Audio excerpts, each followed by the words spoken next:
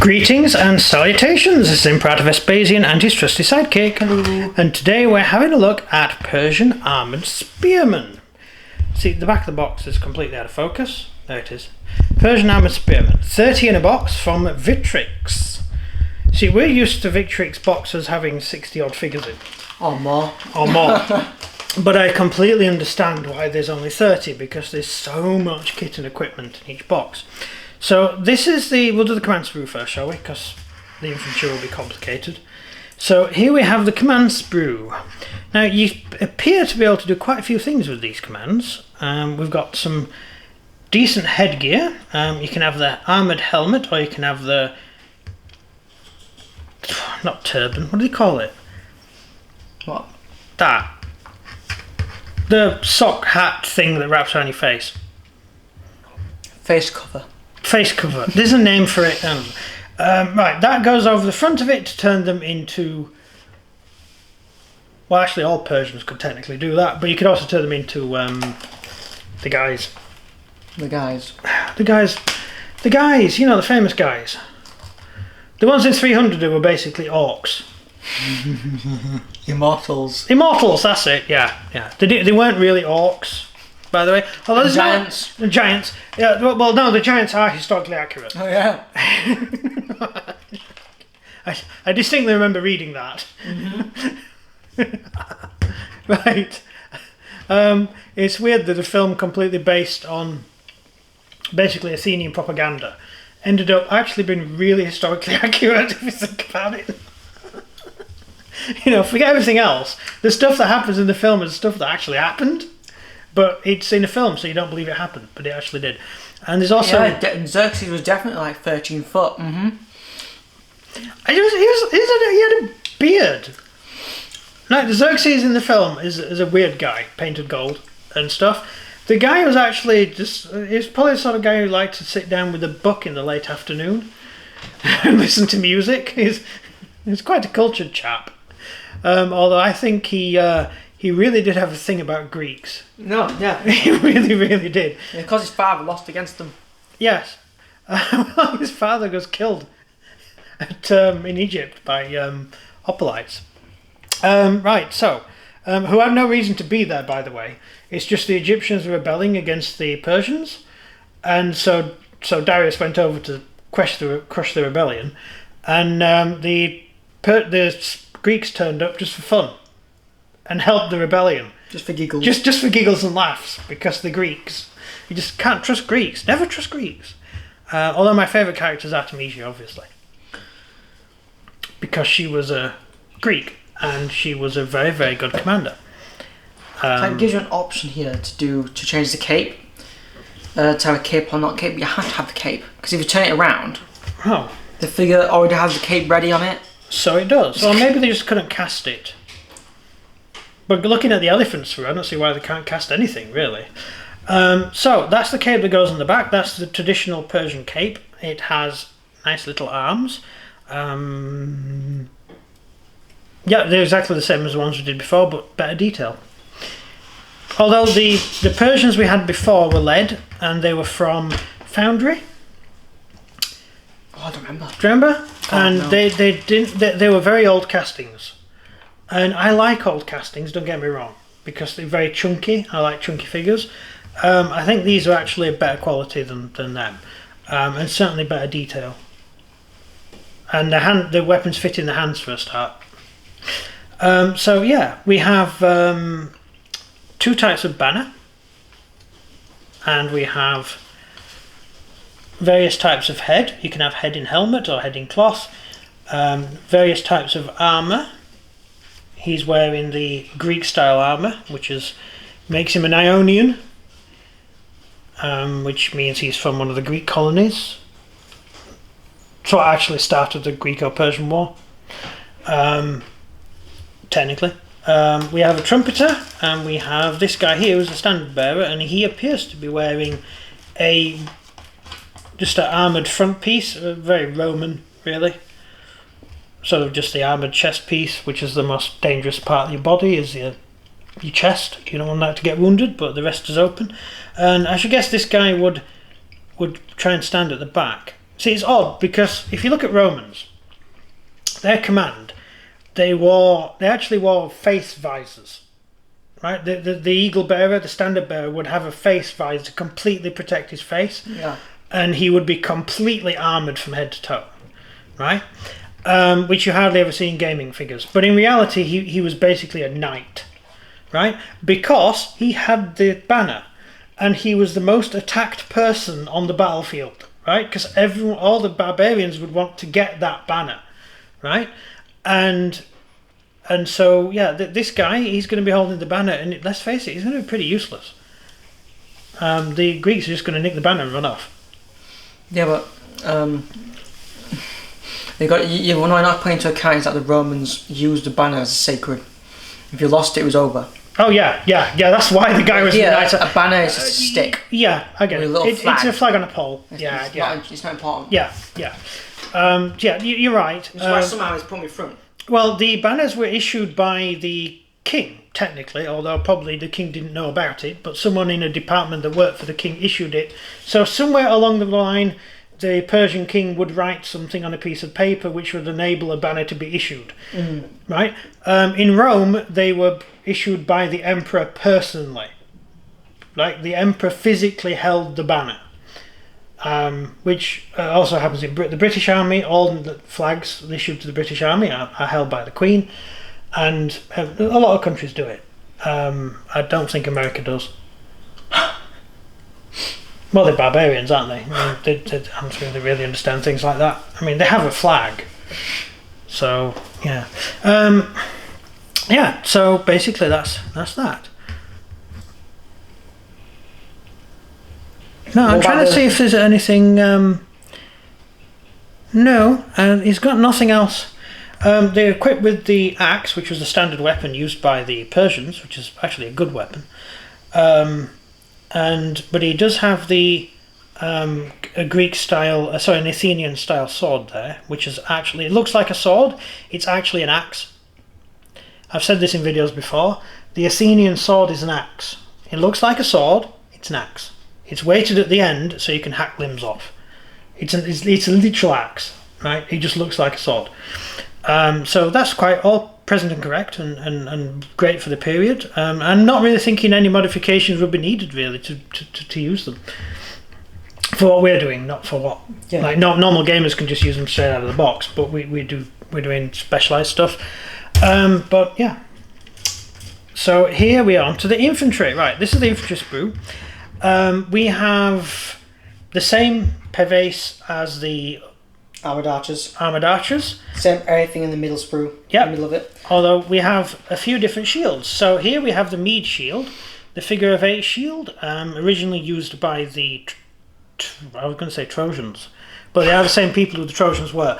The Hittites used the figure of 8 shield. Yes. The Hittites were Trojans, but from the other direction. The Egyptians called them Hittites, and from the south, and for people from the north called them Trojans. The Greeks called them Trojans. They were a Celtic group of people. So they use the figure of 8 shield, and why is that a useful shield for a spearman to use? Probably so you can poke it through the side of the shield. Yes. So your hand's not exposed. Yes, you can put it through the side of the shield, and you can also look past the shield without risking your face. And the most important thing is the curvature, meaning your troops can move through woods, move on and off boats, move through buildings, move through rough terrain without any problem. A nice oval shield gives you full body protection and enables you to maneuver. Hence the Romans used the oval shield for the same reason. Yeah. The Imperial Roman did not use the oval shield because they did not fight in woodland and stuff. They only fought in the open plain, so they didn't need the open shield. They had the big tower shield, which is like this but a bit smaller. And this was used. This made the Medes a lot more useful troops on the battlefield. They can maneuver much quicker. So that's that. So overall, quite good. Another thing I'm kind of thinking of is generally you would have 1 shield to every 4 men. Generally, in the Persian army. So the Archimedean period. Yeah? Yeah. Because the one guy with the big shield, this huge thing up here, would be stood in front, and then behind you would have 2 spearmen. Behind that you would have your bowmen, and they wouldn't have a shield. And that's how the Persians operated generally. But you know, so operate in a line of 4. Yes, 4 deep. Line in front, 2 people with spears to keep the archers safe so they can fire in. Yes, yeah, and also Persians didn't aim. They need to. No, they fired in the air to try and pepper the enemy, because Persian arrows didn't have the draw strength to actually. Only works if the enemy's charging. Yes. If they're stationary, they're going to see it coming a mile away. And they just put the shields up. Yeah. But the Persians weren't used to. They were used to fighting Egyptians, not fighting these guys.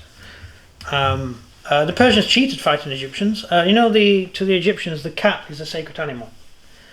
And so what the Persians did, they painted cats on all their shields. I thought it was Chinese.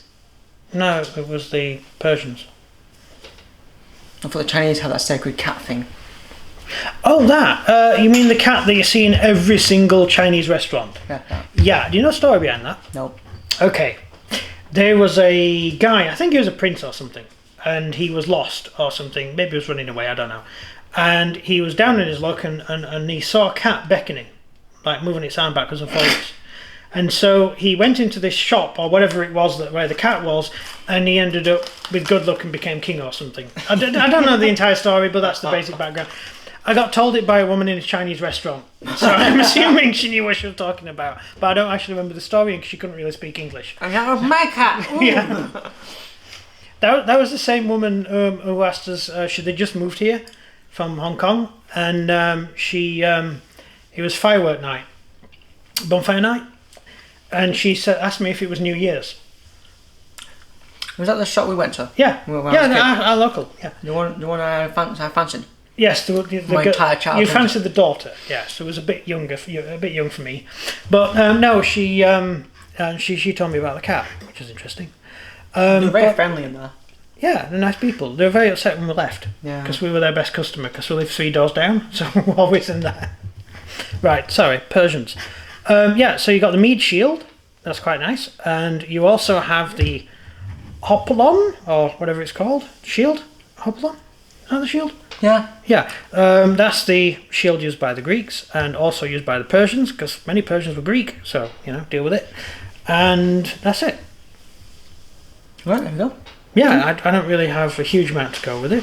I will put a couple of other things. This is the happy, shiny Persian spear. The Persian spear is very much like the Greek spear. It has a spiky thing on one end and something on the other. The something on the other is a type of fruit, usually. It's like an apple or a pear or whatever fruit it was. And that's how you could tell the difference between different units.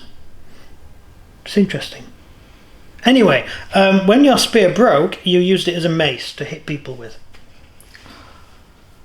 So that's quite good.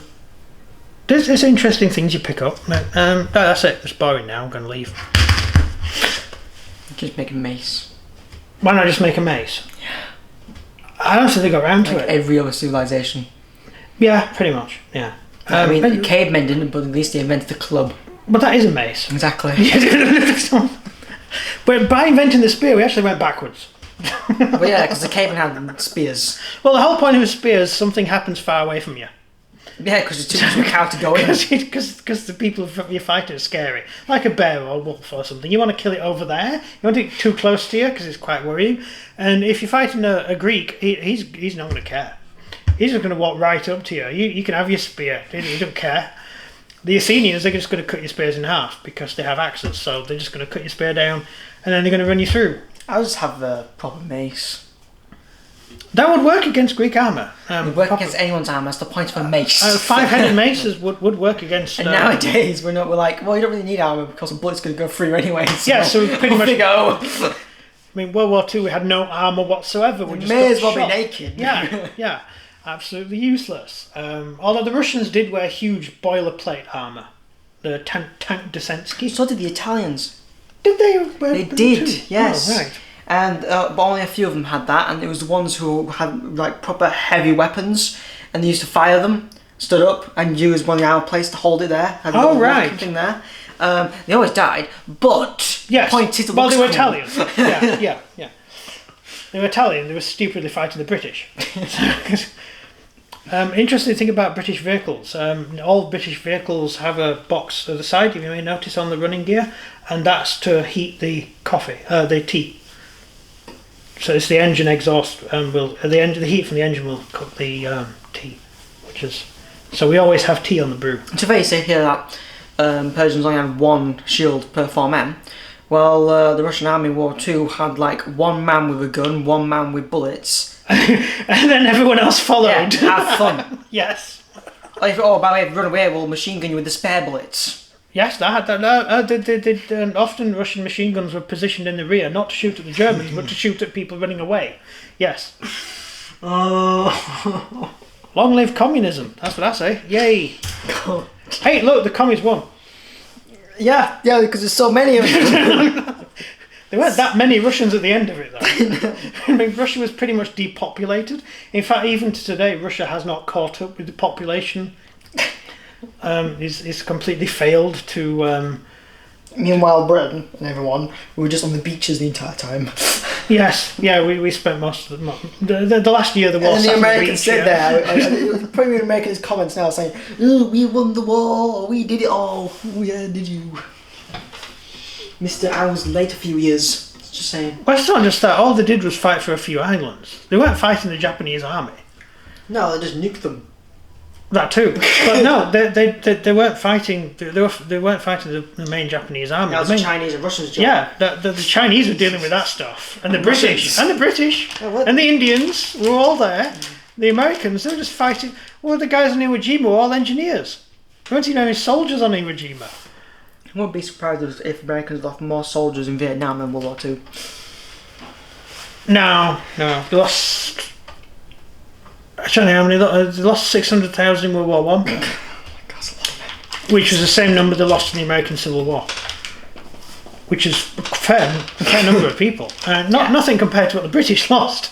They were a few years late. They were a few years late, but yeah. But unfortunately, they came into the war at the point where the Germans had learnt to fight, and so the British had learnt to fight the Germans, and they learnt to crawl around in your belly all the time. And I have these things called tigers.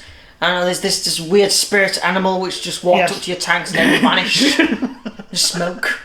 12 tigers. They had 12 tigers in the desert. 12. They had 12. That's all that arrived. They had about 30 or 40 were sent, but the ships carrying them sank. All you got to do is wait for the tank column to go by, right? And there's always going to be one tank which is specialised to destroy a tank. Yes. The others are just... Yeah. Just wait, shoot that tank, and then just slowly pick the rest off. Oh, that's not the worst of it, though. No, it's worse. It's way worse than that. The Americans did upgun the Sherman. The British upgunned it as soon as we got it. The Americans gave us the Sherman. We took one look at it and went, nah. We're putting a 90mm gun on that thing. A 75mm gun ain't going to work. And not that the Firefly ever killed anything. But I think the Firefly killed 2 tanks in the entire Second World War. But because the gun was so inaccurate, the shot from the gun. But when I watched Fury... Oh, yeah, okay. But what I was saying about the downside of what you were just mentioning, the American tanks were only issued with 1 armor-piercing round. They didn't have the ammunition. Hail Mary. Again, the boats carrying it were sunk by torpedoes. So the Americans had no ammunition, and they couldn't use British ammunition because we didn't use the same caliber weapon. So they had to wait for the Americans to send them from America, and they never managed to. So they had the standard HE round, which isn't going to do anything to a tank. So they issued each Sherman with 1 anti-tank round. So that film Firefly, you know that first shot that missed? Fury, sorry, Firefly, sorry. I'm thinking of it because theoretically they drive in an Easy 8. I thought it was a shot that bounced off. Yeah, the shot bounces off, yeah. They drive in an Easy 8, which is a Firefly, basically, what the British call a Firefly. So that first shot that missed, the crew would have gone, we're stuffed, we've got no ammunition. And then they would have started hitting it with HE and hope the Germans got bored. No, instead it's just each shot they fired, dead tank, gone, that tank gone, that tank gone. Oh, we're just going to make sure you get in our rear. Oh, you fired and we're dead now. Yeah, but the rear arm is the same as the side, so... because we're going to talk about reality. Right, thank you very much for watching. Anyway, this video's gone on far too long. It's goodbye from me. One of our specials, quite an extended edition. Yeah. So it's goodbye from me. Goodbye from him. Goodbye.